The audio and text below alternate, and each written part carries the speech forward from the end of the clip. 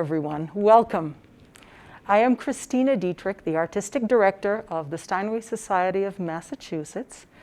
And on behalf of M. Steinert & Sons, I have the great pleasure of welcoming all of you to this evening's concert on the Steinway Society Concert Series, held here at M. Steinert & Sons' beautiful Newton location.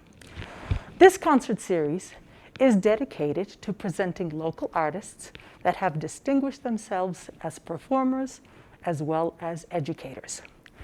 This evening's performers, Duo Amie, comprised of Miss Ellyses Kuan, piano, and Miss Julie Reimann, cello, have come together in community, celebration, and collaboration.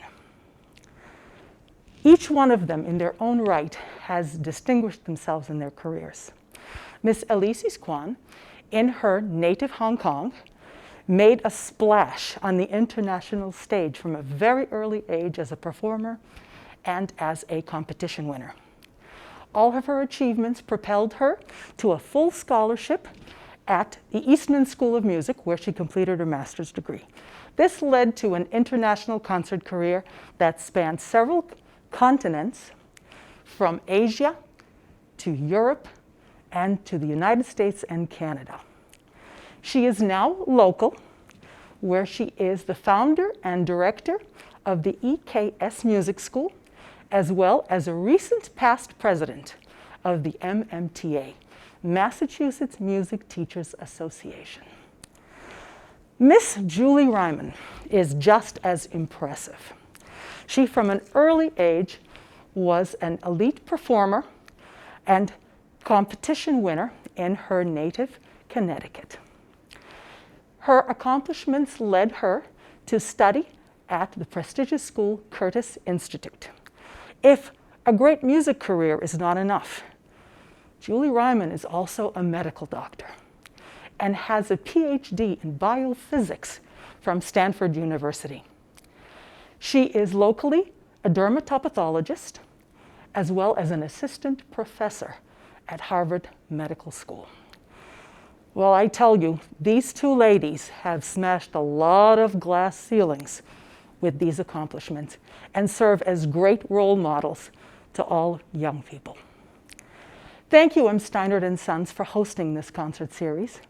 And now I would like to present Duo Amie, Miss Ellyses Kuan at the piano and Miss Julie Reimann at the cello in their program, Songfest. Hello, everybody. Thank you, Christina, for your wonderful welcome and your introduction. We are very excited to be here tonight to play for you at the M. Steinert & Son Hall. Yes, thank you so much, everyone, for tuning in, and thank you very much, Christina, for the warm welcome. We're going to be dedicating this program to my father, who passed away in 2019. His name was Richard Regan, and he was a lifelong educator, loved nature, and most importantly for me, loved music. And one of the reasons that we chose the program that we're going to be playing for you this evening, which we're calling Songfest, is because of how much he loved songs of all kinds. Another reason we chose this program was because of the lyrical nature of the cello-piano combination. And we feel that that really lends itself well to song. And this theme also allows us to explore and share with you many different genres of music, from traditional classical to folk and even pop songs. So we will begin with a set of songs that we're calling Songs Along Paths Traveled. The first is Minstral Song by Russian composer Alexander Glazunov, and he wrote this in 1900. While it's a song without words, as it was written actually for the cello and piano, it was meant to depict a minstrel wandering the paths of the countryside and singing. And then the second piece that we're going to be playing is Francis Poulenc's Les Chemins de l'amour, also known as The Paths of Love. And it is about the many paths of love, but in particular, throughout, it is tinged with the beautiful memories of lost love.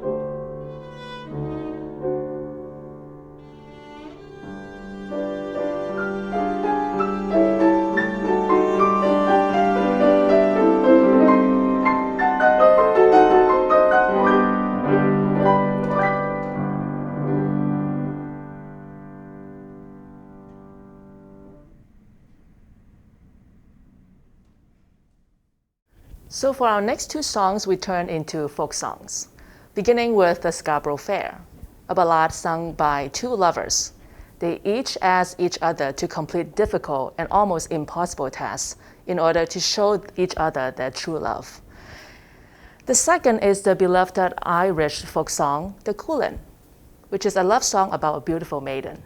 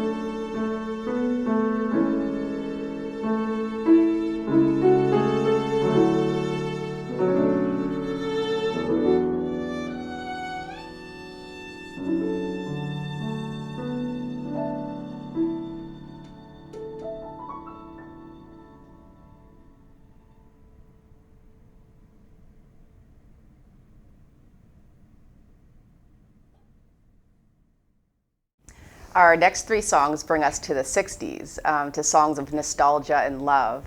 So we'll begin with Blackbird by the Beatles, which they wrote in 1968, and it was in part inspired by the struggles for racial equality in the United States in the 60s. We turn next to the nostalgic Yesterday by the Beatles with a little bit of a twist, as you'll hear. And then we end with a song that was actually a favorite of my father's, The Sound of Silence by Simon and Garfunkel.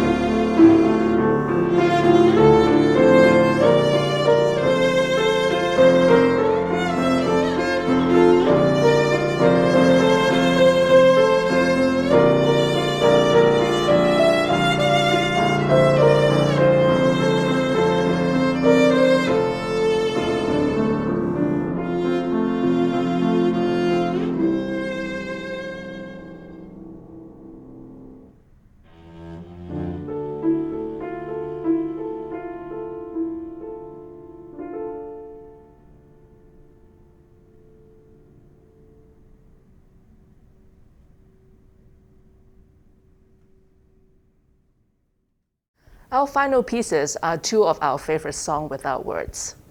The first one is Rachmaninoff Vocalise, which he wrote in 1915. And the second one is Mendelssohn's Opus 109, which is one of the unique ones that he did not write for piano solo. Of the song without words in general, Mendelssohn wrote, I quote, "What the music I love expresses to me is not thought too indefinite to put into words, but on the contrary, too definite."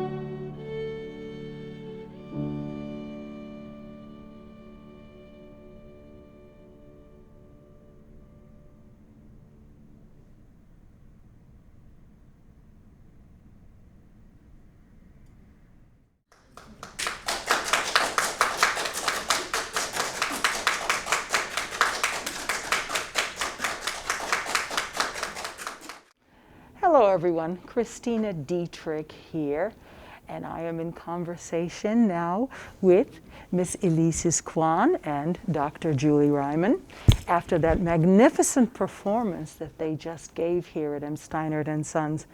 What a fantastic collaboration.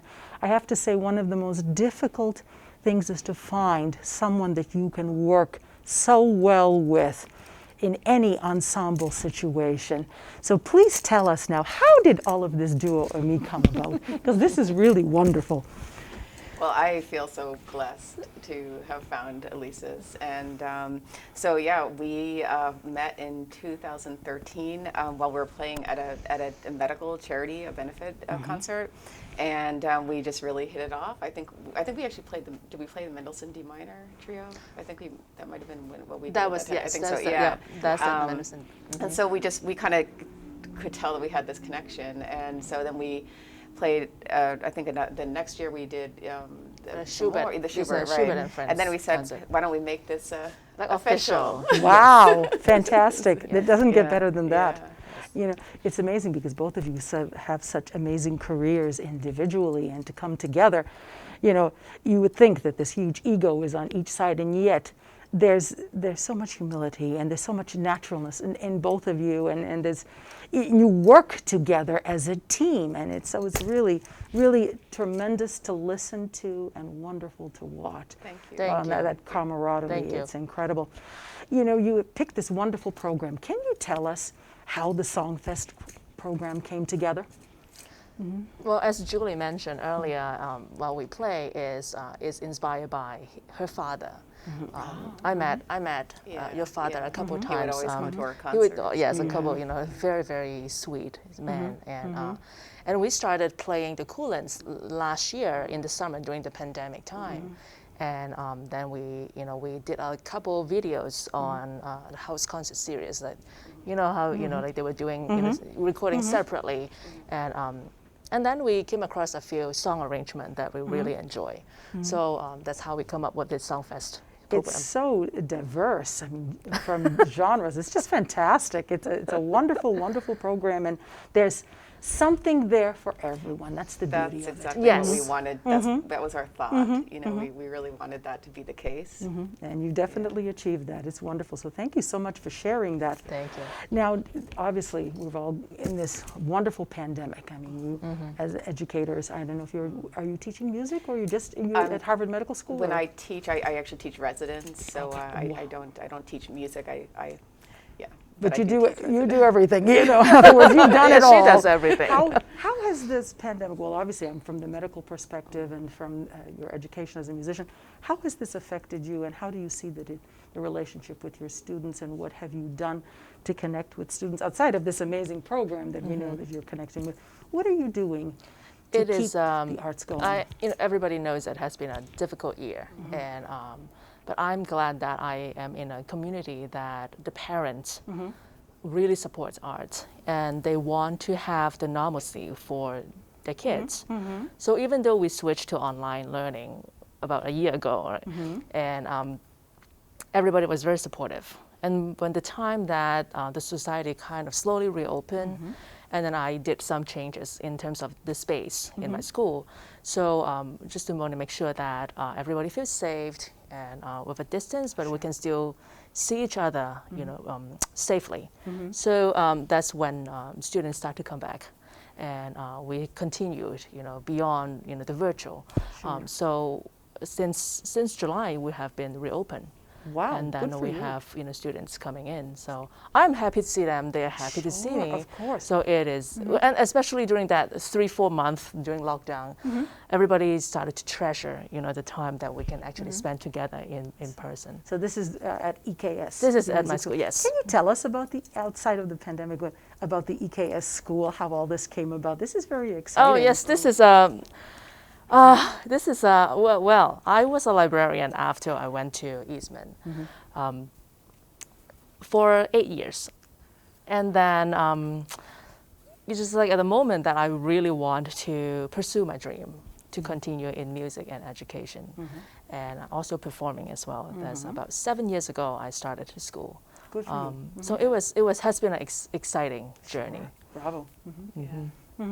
So that is wonderful. So do you teach all ages? I do teach all ages. So all ages and levels, and you Right, have correct. performances. So do you have your own location building, or? Do Oh, you- yes, we do. We have a location in Quincy. Fantastic. Yes. Oh, that's yeah. wonderful. And how many teachers are working with you? We have about 7 teachers now. That is fantastic. So you have a diversity of Yes. instruments. I'm This very, is- very lucky to have wonderful colleagues to work with every day. That is fantastic. So it sounds like it's a very exciting program. And now you, as the medical doctor, tell us how all of this, your perspective on all of this. Well, it's being on the front line is challenging. So I do pathology. So as a pathologist, I diagnose at the microscope. So I'm not on the front line, but I had to go into work every day, and the patients were still having samples taken, and I had to make those diagnoses.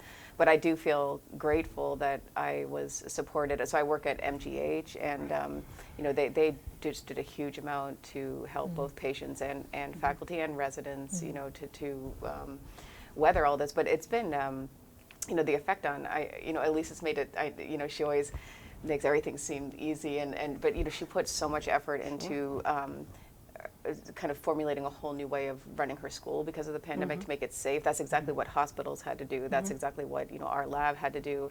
That's what we had to do for teaching residents. For example, I had to suddenly go from not giving lectures in person, but to doing them over Zoom, or even what I did was I would show slides at my microscope through a camera that was then projected through. I think we actually used GoToMeeting at that time, but whatever platform it was. And it worked. But everyone had to sort of change on a dime. Yeah, and improvise as we go along. Yeah. Yes. But I think that what the hardest thing. Obviously was to see I would see the numbers every day because through MGH, they would share everything. And it was just, remembering how it was in the spring and just how it was just so challenging. But I think also, there was that, but then as a musician myself, and I saw the effect that it has on, that it has been having and on the arts and on the, and that's just devastating, to see all these amazing artists not be able to share what they love and what is really, when you step back, I mean, at least in my opinion, what is fundamental to human existence and to being to being in the world is imagine if you didn't have art, if you didn't have music, if you didn't, so one of the things that Ellyses and I did was very early on we just we said we want to create something, even if it's just so we have a YouTube channel which we had been doing as much as we could over the years, but we kind of actually tried to step it up, and we dedicated various videos to patients who were affected by the pandemic, to nurses, to frontline workers. It's our Together at Home series, if anyone would like to check it out. But just and the pieces we chose were just ones that we just thought were beautiful and uplifting, or even fun, and so that's kind of what we tried to do. But it's been quite a year, hasn't it? It is. It really has been, and it's. And hopefully we're going all in the right direction. Yes. Well, I could say, as a physician, the vaccine data is stunningly good, both in terms of the efficacy of all the vaccines that have been FDA approved, but in addition, there seems to be more and more data that suggests that not only does it protect the individual who's vaccinated, but it reduces spread. And if you think about biologically why that is, it makes sense, because if you get exposed, for example, say to the virus, if it doesn't sort of take hold because your body's rejecting it, you're not going to get a large viral load, and so you're not going to be as infectious. So you kind of look at it that way. So it makes intellectual sense, but it's great to see the data starting to come in to suggest. So I think we are in the cusp of. That is fantastic news. That's good to know, right? That is really amazing to know, and amazing for the community to hear this at M. Steinert & Sons, this kind of news. I know. This is firsthand from a medical doctor here. Do you have any words of inspiration for young musicians? I mean, obviously, as I said, you have both shattered glass ceilings even before this pandemic came. You know, we all know this. Now you're the heroes in the capes, you know. What any words of inspiration for young people, young women out there who are looking for a career as a musician, a career as a doctor? How would you like to share some thoughts? Well, yeah, and thank you for asking that, because I would love to, because I feel like I know, personally speaking, for my journey, you know, it was amazing. I was so focused on music, but I was also academically oriented too. But I took off in music, and I was lucky, you know, to go to Curtis, and I had that, and then something kind of shifted for me. It was actually, I actually had an injury where I couldn't play for about 6 months, and that really just kind of made me think about going other ways in my life. But I always, it was a struggle. So I went into science. It was my other main love, but I always kept music there. And there's always this, or at least I felt this emphasis in life to, you've got to do one thing, you've got to do it, you know, really well. You've got to, and that's true, and that's important to do whatever you do really well. But I think that you can only be one thing, that you can only be, you know, if you're a scientist and a physician, you cannot be a good musician. If you're a good musician, you can't be a fantastic writer, or even a doctor, or a librarian, or run a school. I mean, there's I think there should be more encouragement of diversity on all levels. And bringing out all talents as much as possible. Most importantly, you know, obviously in this most particularly diversity of all different people of all kinds, but even within oneself, bring out that diversity in yourself. Don't be afraid to try, and don't listen to the naysayers that say that you can't do more than one thing well, or that you can't, or that you shouldn't, or that you. I find that as a physician, the stress of that, the music helps me very much to relieve some of that stress. And I think, you know, life is a balance, and I also think life goes in stages, and I think, you know, it's true for men and women, and I would just encourage all youngsters out there to, you know, I think when you're young is when you can really get that really great training and musical training. So you know what, if you want to go for it, do it. You can always go back to school. You can take what you've done, you can parlay it into something else. There are different roads that one can travel, I think. Would you agree to? Yes, I'm so glad you mentioned that, because is similar to what I would like to share as well, is don't be afraid to try.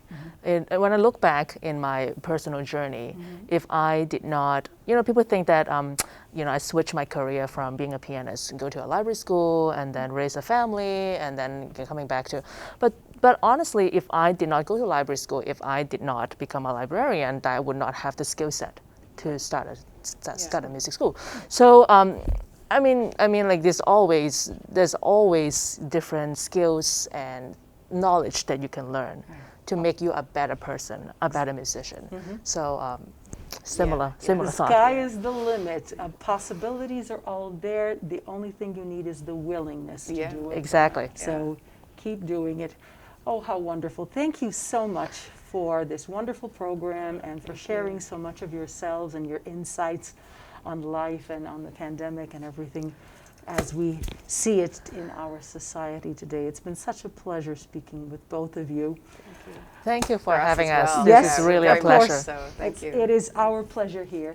So, Christina Dietrich saying good night, and thank you so much for joining us, and we hope that you will join us next time when we have our next concert on the Steinway Society concert series here at M. Steinert & Sons. Have a good evening. Thank you. Thank you. Thank you.